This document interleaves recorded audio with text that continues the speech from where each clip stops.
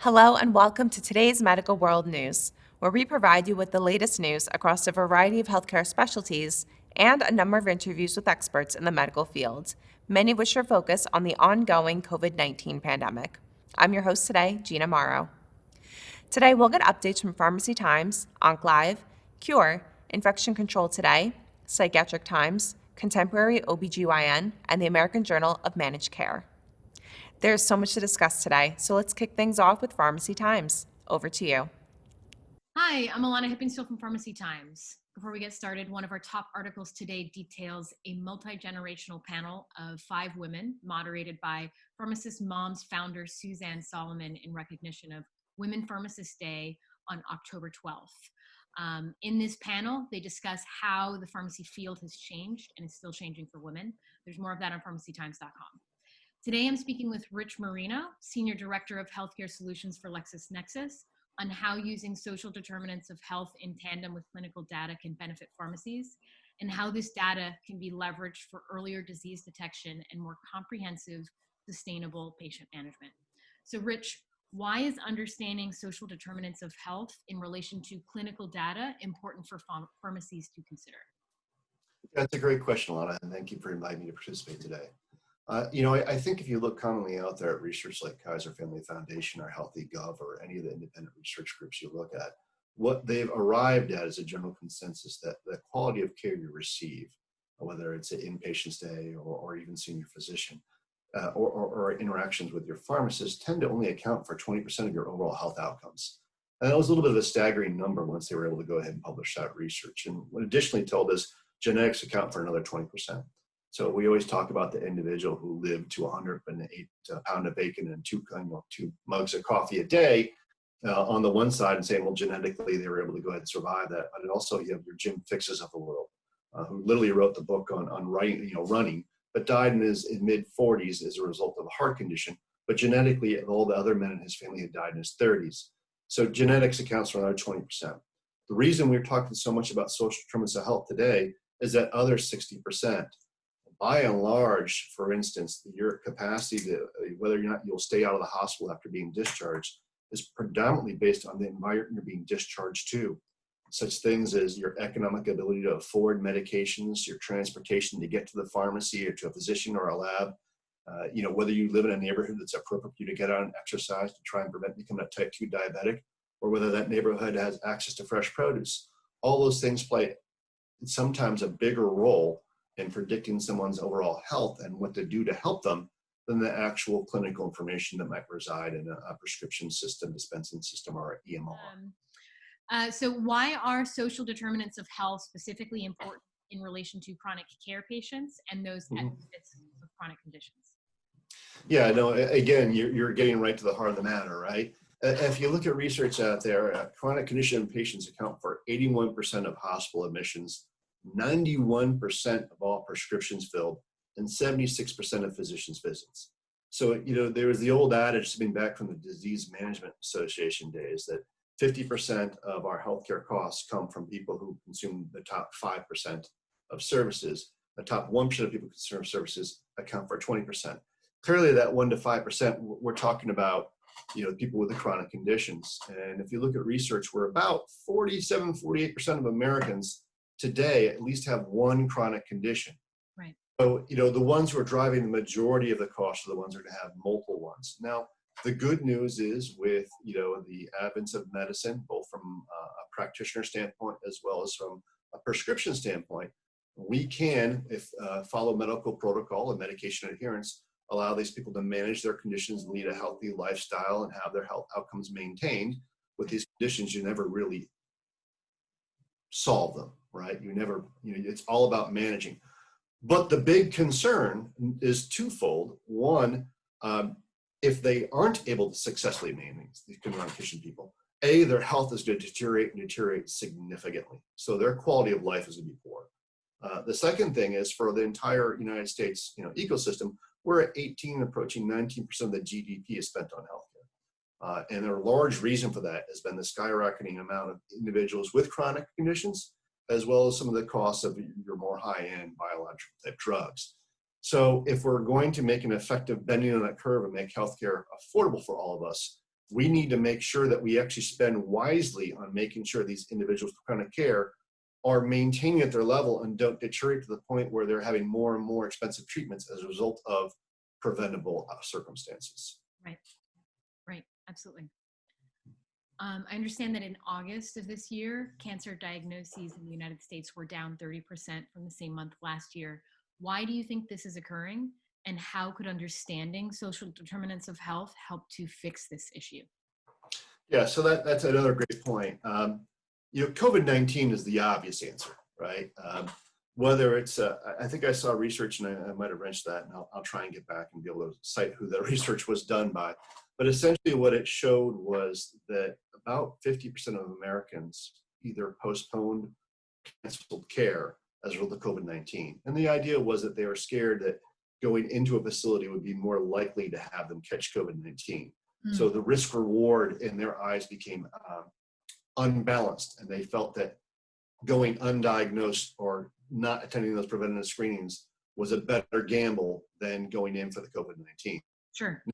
The real also, if you top onto it, if you recall, probably back in March, April time, a lot of facilities closed down to re-engineer and build it to a COVID-19 safe environment. Yeah. And the medical community's done a fantastic job in that, including pharmacies. If you see all the plexiglass they put in there and different plays they have for their consultations. Yeah. It's now making people aware that we've gone past that and you can go into a safe environment and get treated. And I think that people are still lagging now. I think that people who initially had skepticism and concern are waiting for post-COVID-19. Yeah. And, to borrow a sports metaphor, those goalposts keep moving. Yeah. We know when the end of the COVID-19 pandemic is. Mm-hmm. And if you, I think research I quoted in a recent webinar, we'd seen that if you're a woman and you're going for breast cancer screening, we spot you at stage 1, you have a 5-year 99% survival rate. Yeah. If we spot you at stage 5, it's going to only be at 27%. So it's imperative that we get the message out that it's safe to come on in. Having said that, there's always silver linings. And if we look at the silver linings of the pandemic, the first one was, the people are quoted as a 10-year leap in the adoption and spread of telehealth. Right. This pandemic, Mm-hmm. right? So when you look at social determinants of health, what you really need to look at is who are the individuals, those chronic condition that we discussed earlier, people who are at risk, who are not engaged. You want to find out people who might be unmotivated to participate in care naturally, and then find out why they're unmotivated to come on in. And if the issue is that they're socially isolated and lacking transportation, aha, now I can arrange for non-emergency transportation or to have the drug sent mail order, right? I've seen several retail pharmacies do a very good job at that. But we need to identify the why. We need to find out if they don't have that connectivity. Maybe they don't have a smartphone or they don't have internet available on their access. So it's those people that we really need to identify, because what we see is, the metaphor of the tsunami.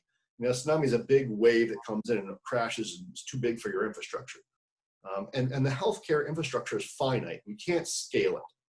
So it's already bigger, the pending size of care than our healthcare infrastructure right now. Mm-hmm. And it keeps sucking people away from the shore, because when a tsunami comes in, it's pulling the water off the beach, right? We need to pull those people back onto the beach, into our system right now. Right. And that's where social determinants of health can really play a role, because some people, an example of my father, I was stunned. Here's a man in the 80s, I need to help him program the VCR. But he's been successfully able to go ahead and figure out how to use an app to engage with his physician remotely. Yeah. So I'm quite encouraged by that. But there's a whole slew of other people that don't have that connectivity, the health literacy, or other issues that my dad was able to overcome, that we need to reach out and find a way to prevent them from waiting and the negative results of that waiting. Yeah. So in reference to those negative results of waiting, if this issue isn't remedied in the near future, what could potentially be the consequences to the healthcare system? So many. I guess where to start is, I was looking around trying to be able to answer this question and articulate it in a simple way. McKinsey has a study out, and they're saying that the cost to the American healthcare system of deferred care, right now we're looking at $30 billion to $65 billion annually. So I'm talking about that first. So I'm going to get to people's health outcomes later. Yeah. But just if you just think about that, how many people are not coming in for care? What the cost is pulling out of the system. We already saw that a lot of pharmacies had to re-engineer themselves in order to go ahead and accommodate their patients during dispense drugs during this pandemic. We've seen clinics change the way they do things. We've seen hospitals who have changed entire floors and wings to accommodate COVID-19 type patients, right? There's been a tremendous expense already laid out at the healthcare facility to be able to manage the pandemic. Yeah. Now you're saying, aren't not only your expenses going up, skyrocketing, but your revenue coming in, I hate to be that Machiavellian, if you will, or is going down. Yeah. So there's going to be a reckoning. And I think early in the pandemic, people thought that if this is only a 4 or 5 month thing, we'll be able to recover without need for any interventions.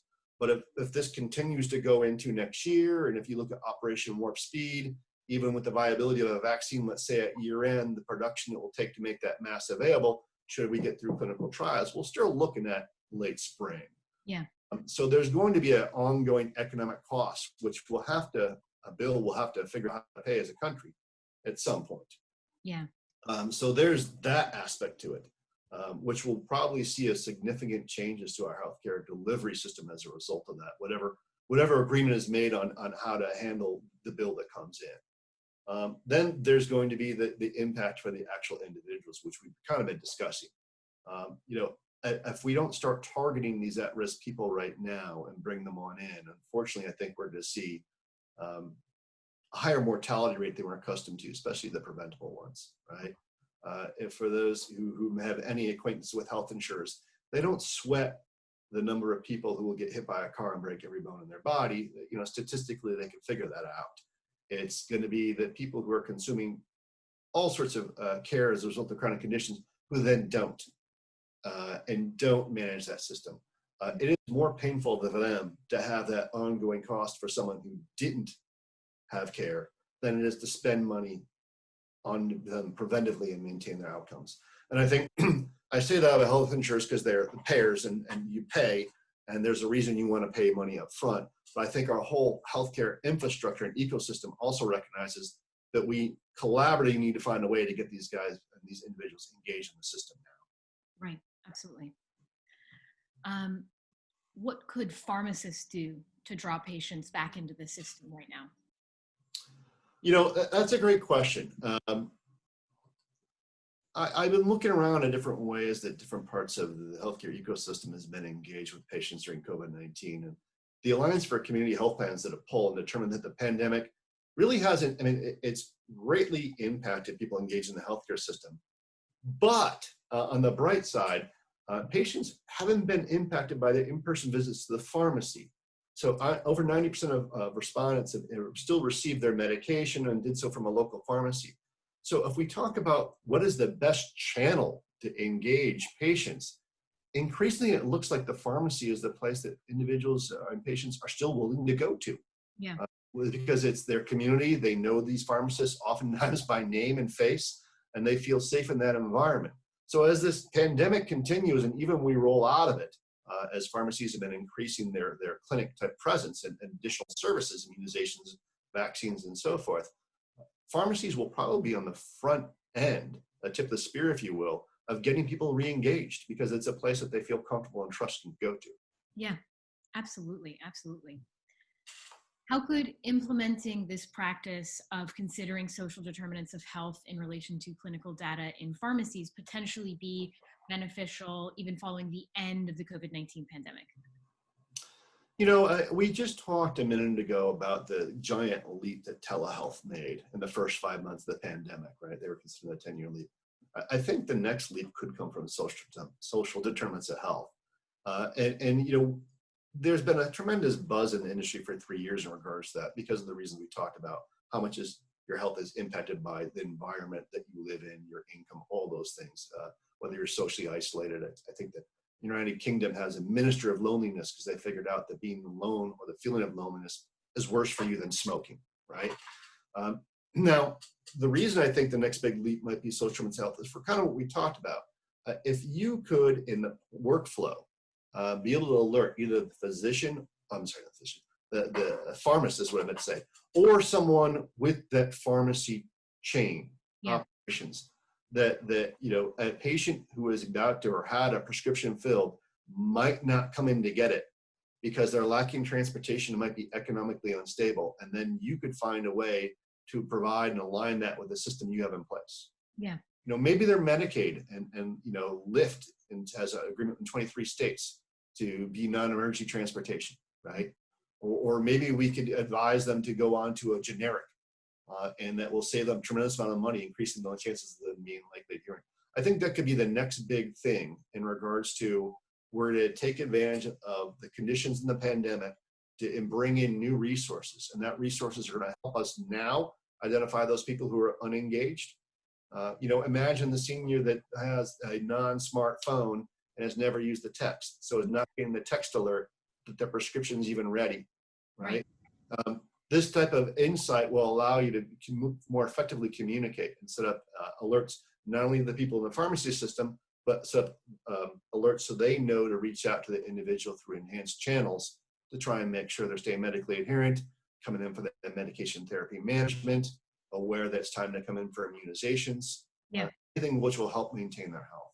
Yeah, absolutely. And what is the value of the pharmacist in managing patient care during the COVID-19 pandemic? Well, we talked a little bit earlier about that 90% of Americans are still going into their local pharmacy, but some other really interesting statistics about the pharmacy and its role in United States healthcare. 90% of the United States lives within 5 miles of a pharmacy. Yeah. And so sometimes the pharmacy not only serves as the dispenser, but as the grocery store, right? And a community, whether that community is, urban food desert, or whether that community is, in rural environment. And the pharmacy the sole role is the access to healthcare. Yeah. So you think about that, it's the pharmacy is going to continue to play a huge role. And I think there's this big question of what will pharmacies be over the next 10 years? And it's not exactly clear because everyone's placing their bets, right? You look at some of the major chains out there, and some are trying to offer up clinic services. Some are inviting local health systems into and giving them space so they can provide that there. Others are looking to have kiosks and health centers with, kiosks that allow you to interact with contracted physicians and so forth. So there's a variety of different models out there, which pharmacies are looking at to see what is the best way to engage these members, offer more services. I think everyone understands that post COVID-19, the American healthcare ecosystem still needs to adjust a little bit. We need to play with the model. There is a shortage of primary care physicians, and the degree by which you could offer more standard services in clinics and the clinic experience, so that when you go see a physician, it's to diagnose something that might be unknown, as opposed to, oh, it's allergy season and twice a year during allergy season, I have a sinus infection. I know this. I could go to the pharmacy. Yeah. I only could go ahead and diagnose it. They could prescription. I could get it filled, all while going by some additional items. Yeah. People have started to go down that path, and many have already see that as their primary point of care already. So, what is the value of the pharmacy managing patient care during this pandemic? It is being that trusted place where individuals can go.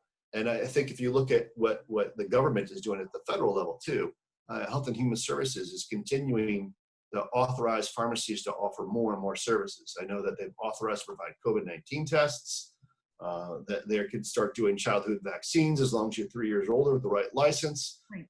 And so I think you're going to see more and more of that if we're going to be successful managing the total population's health, we need to provide services where the population they're going to, where they live and where they feel comfortable. And the pharmacy is the epicenter of that. Absolutely. Absolutely. Yeah. Thank you so much for taking the time to speak with me today, Rich. Now let's hear from some of our other MJH Life Sciences brands on their latest headlines. What great insight. Thank you. Onc Live is up next. Take it away.